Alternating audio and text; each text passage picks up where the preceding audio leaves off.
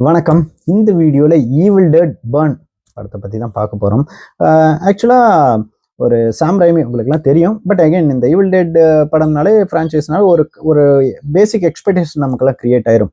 நம்ம அந்த பழைய ஈவில் டெட் 1, 2, 3 எனக்கு ரொம்ப பிடிக்கும். முக்கியமா 2 எனக்கு உங்களுக்கே தெரியும். எல்லாருக்குமே ஈவில் டெட் 2ங்கிறது அப்போ ரொம்ப திகிலா இருந்த படம். இப்ப பார்க்குறப்போ ஒரு காமெடி ஒரு ஹியூமரை கலந்த ஹாரர் படமா தான் இருக்கு. இப்ப பார்க்குறப்போ கொஞ்சம் ஃபன்னியா இருக்கு.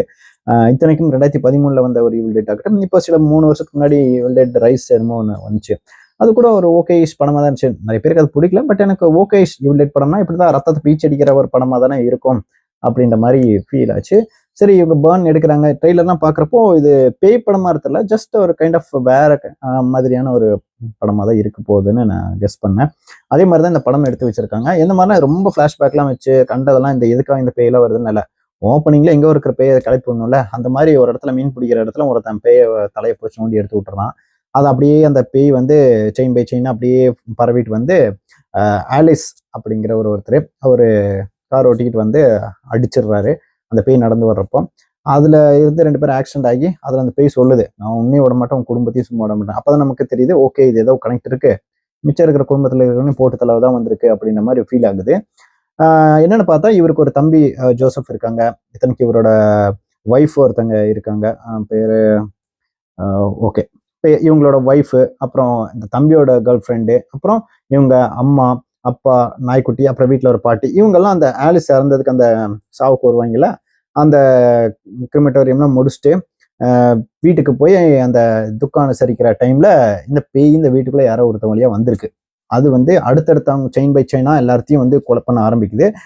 அதுக்கப்புறம் யாரு கடைசியா தப்பிக்கிறா? ஏன்னா குடும்பத்தை அழிக்கணும்னு வந்துருச்சு. இப்ப இந்த குடும்பத்துல இருக்கிற யாராவது ஒருத்தர் தான், வழக்கம் போல பேய் படம்னா கடைசியில ஒருத்தங்க தப்பிப்பாங்க. அதே மாதிரி இந்த படத்துல கடைசியா ஒருத்தங்க தப்பிக்கிறாங்க. அதுக்குள்ள எவன் எப்படி எப்படி அந்த பேய் எல்லாம் பரவி ஜாம்பி மாதிரி ஒருத்தங்க போட்டு தரலாங்க அப்படின்றதா கதை. அதாவது ஜாம்பி மாதிரி தான். ஒருத்தங்க கரெக்ட் பண்ண ஐ மீன் அடிப்பட்ட உடனே கடிச்ச உடனே அவங்க அந்த பேயை மாறிடுறாங்க. அவங்க திரும்பவும் மிச்சம் இருக்கிறவங்களை எல்லாம் கொலை பண்ற மாதிரி கடைசியா ஒருத்தங்க தப்புறாங்க. ஐ மீன் என்டையர் உங்க தாத்தா பண்ண வேலைக்கு உங்க குடும்பத்தையும் நான் போட்டுல போறேன்ற பேயோட ரிவெஞ்சை வச்சு படத்துலையும் அங்கங்க எரிக்கிறங்கிறதுனால பர்ன் போட்டிருக்காங்க. சரி, ஓகே, இந்த படம் எப்படி இருக்கு, நல்லா இருக்கான்னு கேட்டீங்க. பாசிட்டிவ்ஸ்ன்னு கேட்டீங்கன்னா, உண்மையாவே ஜஸ்ட் லைக் தட்ன்னு ஊறப்பட்ட படங்கள். பேய் ஒன்று ஏதோ ஒரு வீட்டுக்கு போவாங்க, அங்கே ஏதோ ஒன்று எடுக்கக்கூடாது, எடுத்து நோண்டி வச்சு அங்கே இருக்கிற பேய் வந்து இவங்களை போட்டு சொல்றதா காஞ்சரிங் அந்த படம், எல்லா படமும் அப்படிதான் போயிட்டு இருக்கு. அது ஒரு கட்டத்துக்கு மேல அழுத்துருச்சு. சரி, ஜஸ்ட் லைக் தட் ஏன் பேய் படங்கள் திரும்ப திரும்ப போய் தேட்டர்ல பாக்குறேன், ஏதோ இடத்துல ஜம்ப் ஸ்கேரி வரும், கதை இருக்கோ இல்லையோ 4 இடத்துல பூஸ்ட் வந்தா போதுன்ற மாதிரி தான் கத்திட்டு ஊன்னு கத்திட்டு வருவாங்க. அந்த மாதிரி படங்கள் பார்த்து போர் அடிச்சிச்சு. இதுல கொஞ்சம் டிஃப்ரெண்டா எடுக்க ட்ரை பண்ணியிருக்காங்க.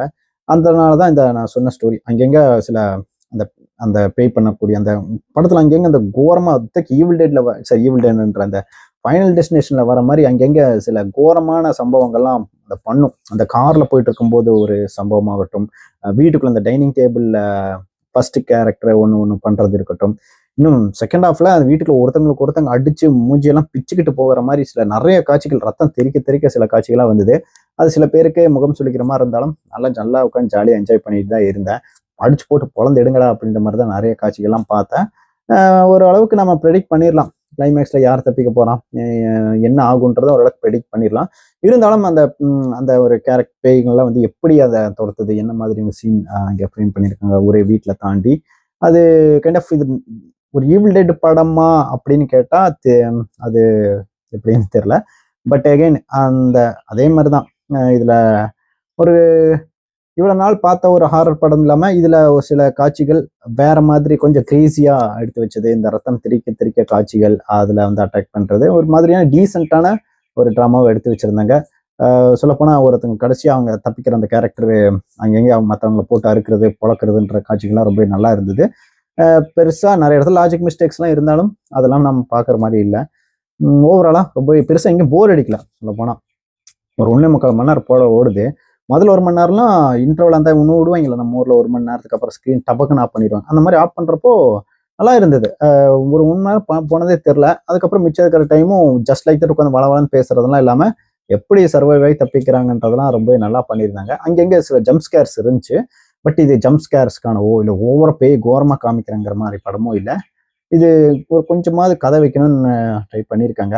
அன்வான்ட் ஃபிளாஷ்பேக் இதெல்லாம் வைக்கல, ஜஸ்ட் லைக் தட் ரீசன் சொல்லிட்டாங்க. அகைன் அந்த போஸ்ட் கிரெடிட் சீன் ஒன்று போட்டாங்க, அது கொஞ்சம் ஃபன்னியாக காமெடியாக அங்கங்கே சில அந்த கிராணி கேரக்டர் சில விஷயங்கள் பண்ணோம், அதான் நல்லா இருந்தது.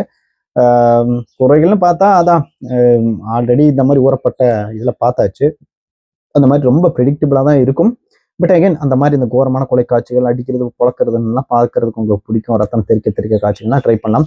16+ நினைக்கிறேன், 16+, 18+, அதனால அதுக்கேற்ற மாதிரி வீட்டில் இருக்கவங்க கூப்பிட்டு போகிறத பார்த்துக்கோங்க. நம்ம ஊரில் தமிழ் இங்கிலீஷ் ரெண்டுத்துலையும் ஓடுது, தாராளமாக நீங்கள் ட்ரை பண்ணி பார்க்கலாம். இல்லை ஓடிடியில் வரேன்னா வெயிட் பண்ணி பாருங்க. இன்கேஸ் இந்த படம் ஆல்ரெடி நீங்கள் பார்த்துட்டீங்கன்னா உங்களுக்கு ஒர்க் அவுட் ஆச்சா இல்லையான்றதை சொல்லுங்கள். அடுத்த படத்தில் பார்க்கலாம்.